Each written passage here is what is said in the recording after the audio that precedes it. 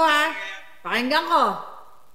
Ang tinatapon nila ang mga mahihirap sa off-city. Ibig sabihin, sa mga bundok ng tralala, yung walang resources, walang trabaho. Listen to this.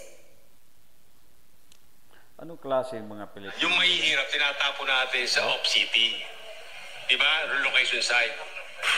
Diba? Para mabigyan ng murang pabahay. Apo, doon ang nangyayari po ngayon. Sugutin natin. Inawat siya. Sorry po. Nire-relocate po natin sa ibang lugar. Yung mahihirap. Itong mga Pilipino. Nakita nyo? Sabi niya, ang mahirap itinatapon natin sa off-site. Yun, during that budget hearing, may nag-correct sa kanya, hindi lang audible, na parang ganon, itatapon nyo na lang ang mahihirap. Ano pong ibig sabihin yan? Hindi yan slip of the tongue. Subconsciously, itong baka ng Genemes na si Acuzar, sa utos ni Bangag, yung mga pabahay, yung mga mahihirap, ang trato sa inyo ay isang dumi na itatapo na lang sa off-city. Gaano kasakit sa inyong mga palangga na mahihirap na umaasa na kalingain ng gobyerno? Pakinggan nyo uli. Dahil hindi tayo nagpi-fake news dito mga kababayan. Pakinggan nyo. Para namnamin nyo yung sakit, hapdi ng pangbababoy sa inyo. Kung di pa kayo magigising, edi pagpatrato kayo na parang dumi. Listen. Ang nangyayari po ngayon? Hindi. Mali. Okay? Nangyayari balik ka. Yung mahihirap, tinatapo natin sa off-city. Diba? Relocation site. Okay? Ang mahihirap, tinatapon. Ganon mga kababayan, ang trato sa inyo. Tinatapon kayo. Kaya di ba po, pag kayo ay nare-relocate, the right word is relocation, kaya kinorek siya. Kasi kung mahal mo ang Pilipino, never ever mong sasabihin ang mga mahirap ay itatapon mo lang. Di ba? I-relocate mo, bibigyan mo ng magandang programa.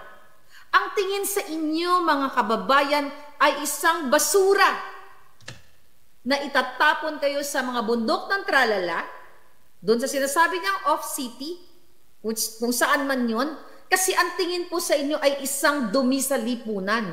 Kaya tinatapon kayo. Itong statement niya, coming dito sa kanyang pusong itim. Sabi ko nga, subconsciously, nadudulas ang bibig kasi nakaprogram sa utak nitong Tukuzar, may nag-comment dyan kanina, na ang mga mahihirap ay tinatapon lang. Sino nag-appoint nito? Kunin nyo to, ilalagay natin to sa reel mamaya. Si Bangag Jr. Yan din ang tingin sa inyo. Dahil kung ako ang nag-appoint dito, the moment na sinabi niya na ang mahihirap ay itatapon namin, tatanggalin ko lahat yan. Nasaan ang pagmamahal niya sa mahihirap? Wala. Una, itatapon kayo. Then, yung pangako sa inyo, kaya siya nandyan sa housing, 1 million na bahay every year. Wala. Sabi nga, 140 lang daw matatayo nila. Up to this day, 2 years na. Papayag pa rin ba kayo, mga kababayan? Sobra na ang kababuyan ng gobyernong ito.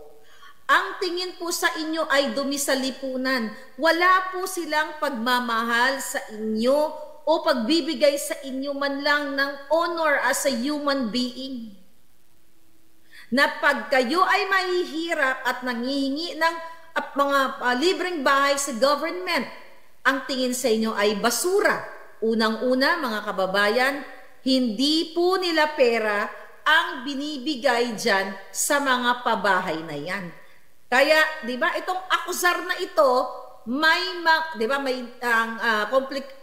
conflict of interest. Sinabi ko na ito sa inyo last year na hindi dapat ina-appoint ang taong ito na ang business ay building houses or as a builder, konektado ang kanyang negosyo o komplikado dahil yung mga construction building dadaan sa mga opisina niya o sa opisina niya. The reason why, sinabi natin sa inyo, ayon sa Puting Ahas, planado po ito ni Lisa Canas, ni Bangag Jr. na i-appoint yung mga dating dilawan kasi yalo na yung mga magagaling magnakaw. Multi-billion. Okay, 2022, yung half ng budget na yun from Pangulong Duterte, nasa kanila pa. Siyempre, di ba? 2022, 2023, 2024, wala silang na-achieve na 1 million na pabahay. At ang sabi pa po nila mga kababayan, itatapon o tinatapon kayo. Kaming dito sa ngangabels niya na itatapon kayo. Ganon kayong mga milyon-milyong Pilipino, itatapon lang po kayo. Tama ba na ang tingin natin sa ating mga kababayan dahil sila ay salat sa yaman o hindi pinagpala na napunta sa ganyang sitwasyon? Ay tatratuhin mo na lang na mga basura? The fact na itong mga taong ito ang tunay na basura kasi sila yung nagnanakaw ng pera ninyo. Sila ang nagnanakaw ng kaba ng bayan. Tama. Oh, sabi ni Fermam Raga, maganda to, Bataan. Mga kababayan, walang pupunta sa Las Casas de Acuzar. Exactly. Huwag nyo nang suportahan yan. I-boycott nyo yan. Wag na wag kayong yung lugar na yang ng mga Diablo. Ganon ang tingin sa inyo mga palangga. Kailangan pa ba akong tumambling para magniwala kayo? Ganon din po ang tingin sa mga men and women in uniform sa lahat ng Pilipino na pambigas nyo na lang, kawaton pa ng PNP chief, kawaton pa ni Lisa, kawaton pa nilang lahat. Sir, mga mga religious leaders, the religious parishioners, eto po ang tingin sa inyo. Tinatapon kayo. Kung kayo ba ay nagsa ganyang sitwasyon, masarap ba pakinggan na itatapon kayo? Tinatapon lang namin yan eh. You know, yung mga mahirap, itatapon ko lang yan. Let's say kung ako magsalita niyan, tatapon ko lang yan sila dun sa mga offsites o mga bundok ng hibok-hibok. Ganon mga kababayan. Ito po ngayon ang tinatahak ninyong bangag na gobyerno. The fact na hindi nila ma-deliver yung 1 million a year, this is budol bangag administration. Nasaan yung multi-billion na budget? 2023, 2024, 5.4 billion. Magkano lang? Ang sabi niya sa interview niya, I think worth 190,000 more or less yung budget dun sa bahay na yon. Oh, do the math. Can you tulungan niyo ako mga palangga. 190,000 times 140,000 times 190. Okay, 190,000 pesos times 140 units. Okay, tulungan niyo, you do the math, mga palangga. Compute natin kung magkano yan, ibabangga natin ngayon sa budget. Okay? Sa budget nila. Okay? How much? 26. Is this right? 190,000 times 140. Okay, 2 billion. Okay? So like 2 billion, 2.66. Okay, so ang budget nila is 5.4 billion. Okay, kung totoong 190,000, baka mamaya yung halaga ng bahay, 50,000 lang. Diba? 2 billion. So saan napunta itong, let's say, magkano sukli? 3.4 billion. Nasaan? Bakit 140,000 lang ang kaya nilang i-deliver? Nasaan ang 3.4 billion mapupunta? Well, sa mga expenses, At hindi pa po ito na ipatayo, itong 140,000 na ito. So what's the point na magkakaroon ng budget yung buwaka ng Genemis na mga nakaupo dyan, na multi-billion, walang ma-deliver na result? Yeah, mga kababayan. Diba? Is it? 26M o billion? Mali ba yung computation ko? 190,000 Grabe talaga. pesos times 140. Oh, you're right. Kasi na 140,000 pa lang yan ako. 26.6 million lang. Tama. Thank you for correcting me. Megawatt. Ayan, thank you. So, iti-times ko is 140,000. No. Ito na tayo. Kakaloka. Okay. Times 140,000 units. Okay. 2 2 billion palangga. 2 billion. Alright, so ngayon, mga kababayan, okay? Alisan lang mali yung calculator ko. Okay? So ngayon, mga palangga, so dito nyo nakikita, okay? Dito mo makikita kung paano kayo tratuhin. Okay? Paano kayo tratuhin ng bangag na gobyernong ito. Okay?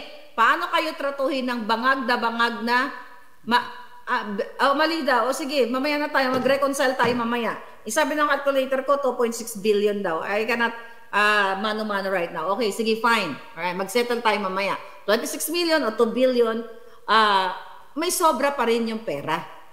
Okay? May sobra pa rin yung pera. Ngayon, ang pinaka-topic natin dito, yung pagtrato sa mga mahihirap. Palpak na po itong gobyernong ito dahil sobra na ang kanilang kabangagan. Ang pera ninyo ay binubulsa nila, ang pera ninyo ay pinupunta nila sa kanilang mga offshore accounts. Baka daw yung calculator ko, possible, okay, Manakay Marcos Jr., mga palangga. Okay? Ano gagawin natin ngayon? Sabi ko, you get out from your house at mag-speak up kayo. Bago mag-SONA, kailangan mag-speak up na kayong lahat. Ipakita ninyo sa bangag na gobyernong ito na hindi kayo basta-basta itatapon lang. Dahil patuloy nilang binubusabos ang Pilipino. Bakit patuloy kayong binubusabos, mga kababayan? Okay? Maliban sa niloloko kayo ng Bangag Junior na mayroong 29 pesos na bigas from Kadiwa, subsidized by the government. Okay? Hindi naman makain. Temporary lang. At, anong tawag doon? Meron nagsabi yung bigas na hindi makain. Diba? Hindi makain at 29 pesos. O, sabi ni Wilfredo, 75,000 lang, sabi niya, tingnan mo, 75,000 lang per unit, ma'am.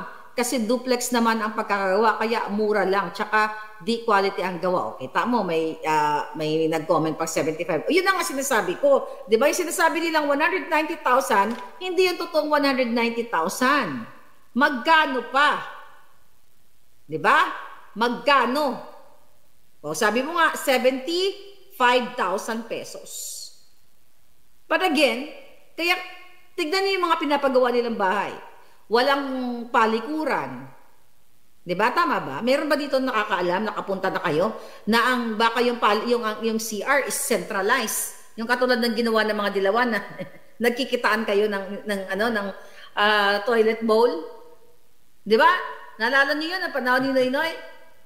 Nagpagawa sila ng CR, doon sa, hindi ko lang, nakalimutan ko na kung saan lugar yon. 4 yata nakahilerang CR, tapos nagkikitaan kayo doon na baka yung umiihi or something. Diba? So, ganun din. Ganun ba? May mga nakatira ba ngayon doon may naitapon ba sa inyo ng gobyernong ito? 26 million. Mag-settle na tayo sa 26.6 million. Okay, go. Ang dami ko nakikita ang comment. So, you compare the 5 billion budget, okay? 5 billion, tas 26 million. Nasa na? Sabi ni Palangga, yes ma'am, substandard lahat ang gamit. Paano mananatili ang isang mahirap doon kung wala kung substandard, walang CR, walang tubig? Natural, kahit bigyan mo ng bahay o kahit itapon nila kayo doon, grabe ang pananalita ni Akazar, itatapon kayo doon kung walang mga livelihood program at mga linya ng tubig at kuryente, babalik ka kayo sa Maynila.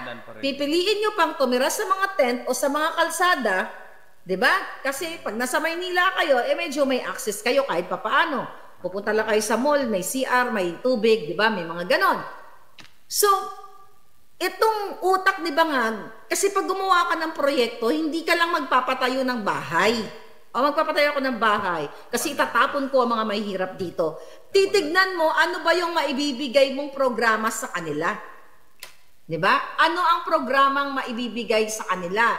Trabaho, let's say, kunyari, i-relocate mo sila kung saan merong mga factory, pagawaan ng ganito, pagawaan ng ganyan, makikipag-tie up ka sa mga factory kasi para mabigyan mo ng livelihood program.